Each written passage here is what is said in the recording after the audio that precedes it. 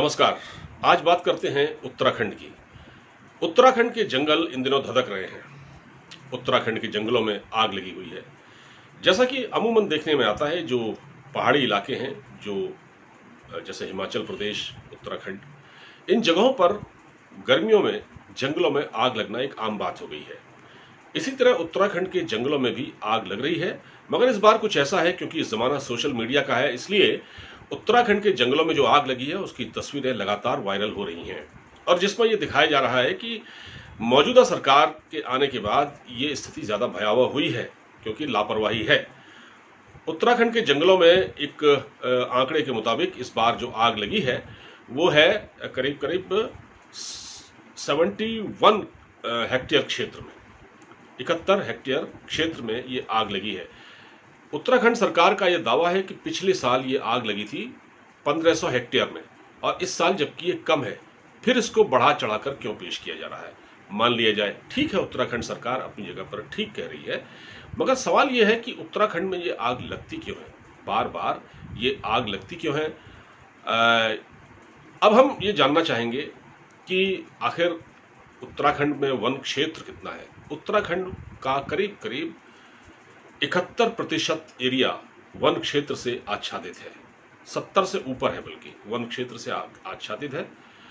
और करीब 35,000 किलोमीटर, माफ कीजिए, 35,000 किलोमीटर क्षेत्र में वन, वहां पर वनों से वो इलाके आच्छादित है। 35,000 किलोमीटर का जो क्षेत्र है वो वनों से आच्छादित है।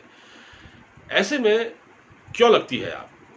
तो इसमें कुछ कारण ऐसे हैं जो कि वहां पर हम बात करेंगे। जैसे एक चीज है कि उत्तराखंड में चीड़ और देवदार के वृक्ष पाए जाते हैं। ऊंचाई वाले इलाकों में जो ठंडी जगहें होती हैं वहां चीड़ और देवदार के वृक्ष उगते हैं, मगर चीड़ के पेड़ वहां ज्यादा हैं। चीड़ के पेड़ 15 से 20% इलाके में पाए जाते हैं। हर पहाड़ी क्षेत्र के एक इलाके में 15 से 20% जो इलाका है वो चीड़ के पेड़ वहां खड़े हैं।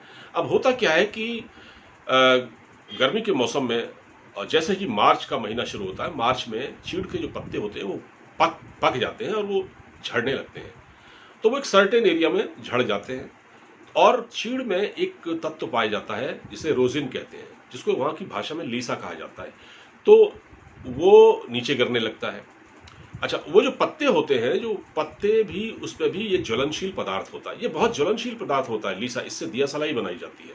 तो ये एकदम आग पकड़ता है, और अगर मानवीय भूल के चलते किसी ने बीड़ी या सिगरेट वहां फेंक दिया तो वो आग तेजी से लगने लगती है, और वो कई कई किलोमीटर तक वो आग फैल जाती है। तो एक तो ये कारण है। दूसरा ये कारण है कि वन अधिनियम, वन अधिनियम, सरकार ने, उत्तराखंड सरकार ने वन अधिनियम वहां लागू कर दिया था, कानून लागू कर दिया था, जिसके चलते यह था कि वहां के जो निवासी हैं, पहाड़ों में जो गांवों में रहते हैं, उनके अधिकार सीमित कर दिए गए, मतलब एक तरह से खत्म कर दिए गए। तो अब वो अपनी तरफ से कोई जिम्मेदारी नहीं लेते। पहले क्या होता था कि वन क्षेत्र में कहीं इलाके में आग लगती थी जंगलों में, तो स्थानीय लोग भी अपनी जिम्मेदारी समझकर उस आग को बुझाने की कोशिश करते थे। अब दूसरा एक समस्या यह हो गई कि पहाड़ से पलायन शुरू हो गया। जो पलायन शुरू हो गया भारी तादाद में, उसके बाद तो वहाँ कोई देखने वाला ही नहीं रहा। तो पहले जो वहाँ के युवा थे, वहाँ के जो लोग थे, वो कोशिश करते थे, जैसे कहीं आग लगी दिखे तो तुरंत गांव के लोग इकट्ठे हो जाते थे और उसको बुझाने की कोशिश करते थे। लेकिन अब वो ऐसा भी नहीं है, क्योंकि गांव अब खाली हो चुके हैं। अब उत्तराखंड का जो एक तरह से पूरा जो उत्तराखंड में जो एक वाइल्ड लाइफ का भी एक सवाल है। तो हुआ क्या कि वाइल्ड लाइफ को बचाने के लिए भी और उत्तराखंड की आग को रोकने के मकसद से भी एक 2016 में वहाँ पर एक चीफ कंजर्वेटर ऑफ फॉरेस्ट नाम का एक पद सृजित किया गया, पोस्ट निकाली गई, जिसका काम था कि जंगलों में फैलने वाली आग से कैसे मुकाबला किया जाए, इसको कैसे रोका जाए, और इसके लिए क्या उपाय किए जाने चाहिए, कोई क्या मैकेनिज्म बनाया जाए, इस पर वो काम करे। लेकिन वो इस पर काम नहीं कर पाया, क्योंकि उसका काम सिर्फ इतना सीमित रह गया था कि कहीं अगर पोचिंग या शिकार हो रहा हो किसी वन्य जीव का, उस पर नजर रखे, या फिर वो जो अवैध रूप से माइनिंग होती है उत्तराखंड में, उस पर नजर रखे। ड्रोन भी उनको दिए गए, ड्रोन की सहायता से वो लोग नजर रखते हैं। लेकिन इस ओर, यानी कि वनों में जो आग लग रही है, जिसको हम दावानल कहते हैं, वो जो जंगलों में आग लगती है, तो इस आग को रोकने के में वो अक्षम थे। अब उनसे जब पूछा जाता है, उनके अधिकारियों से जब बात की जाती है, तो जो रिटायर्ड अफसर हैं वही कहते हैं भाई आपने पद तो सृजित कर दिया, आपने हमको संसाधन नहीं दिए, इससे कैसे हम निपटेंगे। ना हमको कोई लोग दिए गए, ना वर्कर दिए गए, ना कोई टीम दी गई ताकि हम उनको लगाते इस काम में, ना आपने इस काम से निपटने के लिए वनों की आग को कैसे निपटा जाए इसके लिए आपने हमें बजट तक नहीं दिया। उनके पास बजट भी नहीं है। तो एक तरह से वो एक दंतहीन, एक तरह से ना टीथलेस, अधिकार रहित अफसर जिसको कहते हैं वो हो गए। उनका काम सिर्फ पोचिंग रोकना, वो भी ढंग से वो नहीं रोक पाते।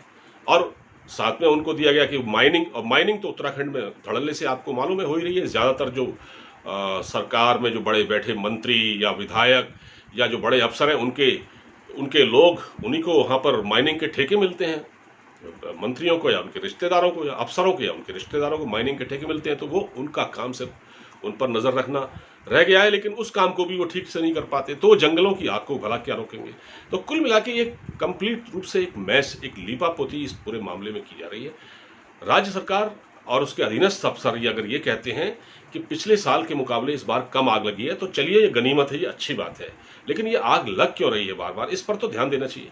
ये आप भले ही आप इसको कंट्रोल कर सकते हैं ना, आप इसको कुछ हद तक खत्म नहीं कर सकते, आप इसको कंट्रोल तो कर सकते हैं। अब जैसे अब पिछले दिनों इसके लिए एक छोटा सा कोई प्रयास किया गया था, पौड़ी गढ़वाल का कोई जगत सिंह जंगली नाम के एक सज्जन है, जगत सिंह जंगली, उन्होंने एक छोटा सा प्रयास किया था। उन्होंने पूरे अपने कुछ क्षेत्र में हर प्रकार के वन लगाए थे, मतलब केवल चीड़ या देवदार नहीं, कई तरह के पेड़। उन्होंने कोशिश की थी कि मिट्टी के अंदर इतनी नमी पैदा की जाए जिससे कि चीड़ के पेड़ ना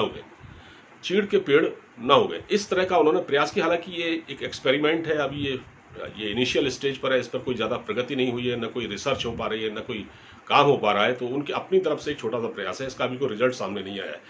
लेकिन ये चीड़ का पेड़ जो है एक तरह से उत्तराखंड के लिए अभिशाप साबित हो रहा है। ये जहाँ पैदा होते हैं, एक तो वहाँ की ये फर्टिलिटी खत्म कर देते हैं, ज़मीन को फर्टाइल यानी ज़मीन को बंजर बना देते हैं। उस इलाके में चीड़ के पेड़ के सिवा कोई कुछ नहीं उगता। और जो पत्तियाँ होती हैं चीड़ की, ये जिस जगह गिरती हैं उस इलाके को एक तरह से बंजर जैसा बना देती है। वहाँ अगर उगेगा तो केवल चीड़ का पेड़ ही उगेगा, उसके अलावा वहाँ कुछ नहीं उग सकता। तो ये है चीड़ के पेड़ों का नुकसान, जो कि उत्तराखंड के लिए एक तरह से अभिशाप साबित हो रहे हैं।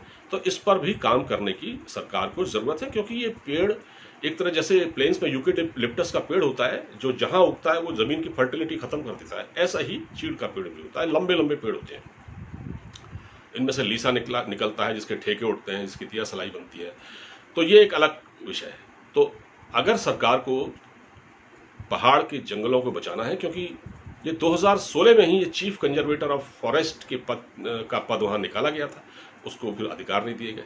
2016 में सबसे भयंकर आग लगी थी, और इसमें करीब 4500 हेक्टेयर वन क्षेत्र, 44,000 वन क्षेत्र, हेक्टेयर वन क्षेत्र वहाँ का तबाह हो चुका था।